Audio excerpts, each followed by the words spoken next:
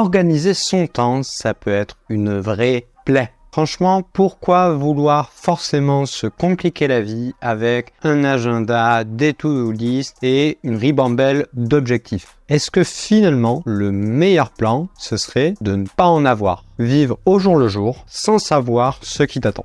Dans la vidéo d'aujourd'hui, j'aimerais te partager 3 bonnes raisons de ne pas organiser ton temps. La première bonne raison, c'est la recherche de l'adrénaline constante. En effet, imagine ce moment où après une longue journée, il est 22 h et là, paf, tu te rends compte qu'en fait, la deadline du projet était ce soir. Je peux t'assurer que tu vas te sentir bien vivant lorsque tu vas devoir rusher pour délivrer tout ce que tu peux avant que ton boss se rende compte que tu as peut-être procrastiné ou juste que tu t'es mal organisé pour délivrer le résultat à temps. Et en même temps, est-ce que c'est pas ça qui te fait te sentir vivant? Le fait d'arriver à flirter avec la catastrophe plusieurs fois par semaine ou par mois, ça permet clairement de te rendre compte de finalement la valeur de la vie et des moments de paix. Donc, dans le meilleur des cas, tu vas avoir un retard que tu vas capter avant le rendez-vous et tu vas pouvoir en profiter pour t'exercer, faire un bon petit sprint dans le métro parisien. Il y aura un petit côté aussi avec des coups d'épaule, etc., un peu football américain qui sera sympa. Donc tu vas brûler un max de calories, avoir un max d'adrénaline. Ça, c'est top pour la testostérone. Et si vraiment c'est trop tard, c'est pas très grave parce que au pire c'est un rendez-vous pro ou médical ou que sais-je,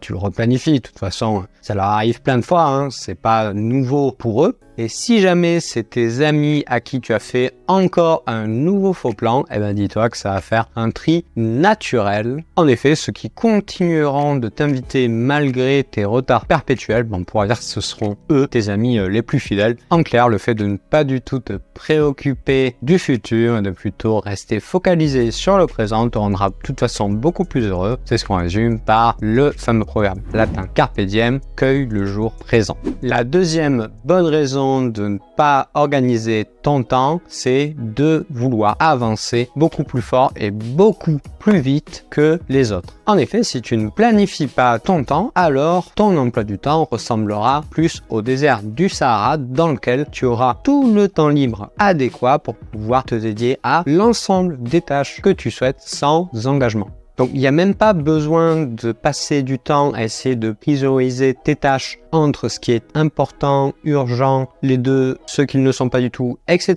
Puisque de toute façon, tu vas pouvoir tout faire en même temps. Bienvenue dans l'art du multitâche qui est assez subtil, mais une fois que tu l'auras acquis, tu pourras cuisiner tout en faisant réciter ces tables de multiplication à ta fille, tout en regardant la dernière vidéo de McFly et Carlito. Et en n'oubliant pas, en tâche de fond, de bien appeler ta grand-mère pour son anniversaire ou son décès. En fait, tu sais plus vraiment, mais c'est pas grave, tu dois appeler ta grand-mère, ça, tu vas le retenir aussi. Parce que le problème avec ceux qui planifient, c'est qu'ils essayent de limiter le nombre de tâches en parallèle, voire pour une personne, d'être à chaque fois focalisé sur une seule tâche, ce qui est forcément une perte de temps énorme et tu ne peux pas du coup avancer sur tout ce que tu dois faire. En plus, le plus gros problème avec les gens qui essayent d'organiser leur temps, c'est qu'ils vont prévoir des pauses avec la méthode du type Pomodoro. Le truc, c'est que ça, clairement, ça va pas t'aider à aller plus vite, c'est même l'inverse. Pour contrecarrer ça, je te conseille de prendre 6 à 10 tasses de café par jour. Tu peux aller plus sur des drogues, tu peux être sur du Red Bull, enfin voilà, choisis ton truc, mais en tout cas, ça te permettra de pas faire de pause et d'avancer beaucoup plus vite, d'apporter beaucoup plus de valeur. Puis voilà, si jamais vraiment tu as besoin de repos, tu en profiteras lors de ton burn-out pour un peu lever le pied, c'est ce que je te conseille en tout cas. La troisième bonne raison de ne pas organiser ton temps est le fait de pouvoir avoir une créativité abondante. En effet, si tu planifies tes journées, où est la place pour l'improvisation et la spontanéité? En fait, tu n'arriveras pas du coup vraiment à profiter du temps présent. Et si jamais tu veux quand même essayer de faire quelque chose de créatif et de spontané, ça entre en totale contradiction avec le fait de faire du blocage de temps comme certains te disent de faire, puisque ça va venir te donner une contrainte qui va du coup totalement brider ta créativité qui est censée s'exprimer au-delà de toute forme de contrainte. Voilà, je t'ai donné les 3 bonnes raisons selon moi de ne pas organiser ton temps. Je te propose maintenant de faire une petite inversion et de quand même te montrer les quelques avantages de s'organiser au contraire sur ces différents aspects. Avec toute l'adrénaline que tu auras du fait d'être tout le temps sur le qui-vive, tu vas forcément développer du stress qui n'est pas forcément très bon pour ta santé mentale et en fait ta productivité aussi, donc il y a un peu un cercle vicieux. Le fait d'organiser ton temps va permettre au contraire d'être beaucoup plus serein. Ça va te permettre de finir tes projets avec même, pourquoi pas, un petit peu de marge en avance pour, par exemple, ajuster les derniers détails ou juste pour simplement respirer. En plus, en ayant un agenda et en gérant convenablement tes rendez-vous, tu vas apparaître auprès de ton entourage comme quelqu'un de fiable, sur qui on peut compter. Tu montreras aux professionnels, mais aussi à ton entourage, à tes amis, que leur temps compte vraiment pour toi et que tu le valorises. Et le truc, c'est que tu peux même planifier ton temps libre.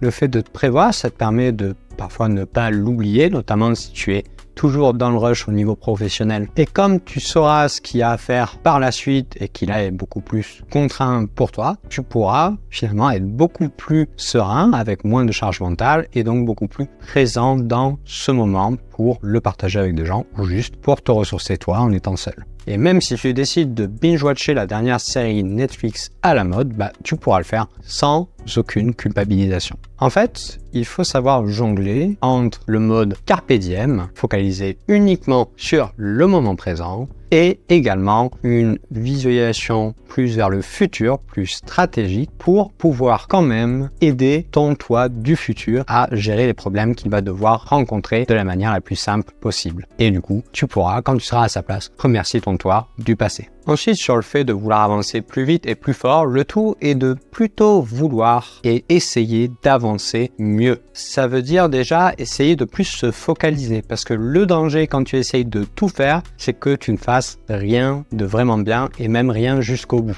En apprenant à prioriser, par exemple savoir ce qui est vraiment important ou pas, ce qui est vraiment urgent ou pas, cela va te permettre de plus te focaliser sur un nombre de problèmes restreints qui sont faisables et réalisables en une seule journée. De plus, les pauses sont finalement assez importantes, elles ne sont pas là pour te ralentir. Elles te permettent au contraire de recharger les batteries afin d'être plus performant lors de la session de travail qui va suivre.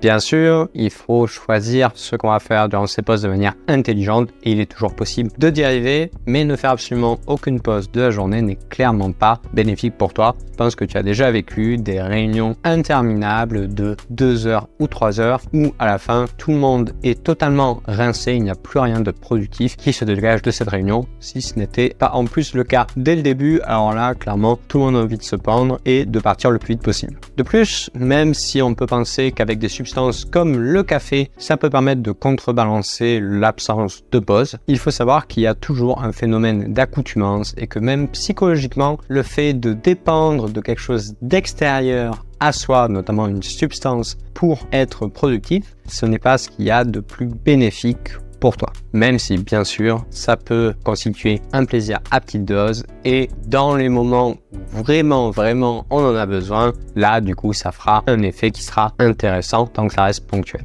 Finalement, en organisant ton temps, ça te permet de travailler de manière plus intelligente, plus efficace. Enfin, sur le dernier point de la spontanéité et de la créativité, j'ai déjà entendu des remarques ou des phrases comme si j'organise mon temps et chaque parcelle de mon agenda, finalement je vais plus avoir de place pour l'improvisation et la spontanéité. Bien sûr, si c'est pris à l'extrême et que chaque quart d'heure de ton agenda durant la semaine est pris, je peux comprendre cette remarque. Mais dans le cas général, elle est selon moi totalement fausse. En effet, planifier ton temps, c'est pas devenir un robot sans émotion. Par contre, si jamais tu sais où est Sarah Connor, je la cherche, c'est pour un ami, mais on revient au sujet de la vidéo. En fait, planifier ton temps te permet surtout de te libérer l'esprit et de te décharger mentalement. Et puis tu peux toujours finalement te revoir quand même des créneaux associés au moment où tu veux ne rien avoir prévu. Et tu peux totalement aussi, parce qu'il y a pas mal d'imprévus qui peuvent arriver, te prévoir des marges afin de quand même le prendre en compte dans ta planification.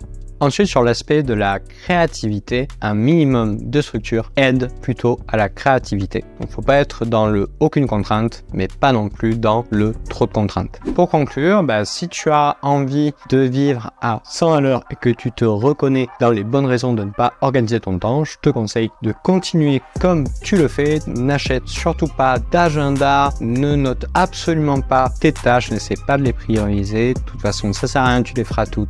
Et surtout, n'écoute pas tes amis qui râlent parce que tu es toujours en retard. C'est juste ta manière d'être, tu n'y peux rien. Donc continue et qui t'aime te suivre. Après, je pense que s'organiser, même un tout petit peu à petite dose, en commençant pas à pas, ça ne va rien retirer au charme de la vie et ça va au contraire te permettre d'en profiter pleinement. Et si jamais tu es sur cette voie-là, je t'encourage à t'intéresser dans un premier lieu à l'agenda, qui est vraiment le premier outil d'organisation que je recommanderais à quelqu'un qui débute. Si jamais tu n'as pas d'idée sur un agenda en particulier et que tu aimes l'approche plutôt numérique, j'ai dans ma checklist Time Booster fait un benchmark et j'ai testé plusieurs agendas différents. Je te mets le lien vers cette checklist en commentaire si jamais ça t'intéresse. Et moi, je te dis à bientôt pour une prochaine vidéo sur l'organisation et la gestion du temps.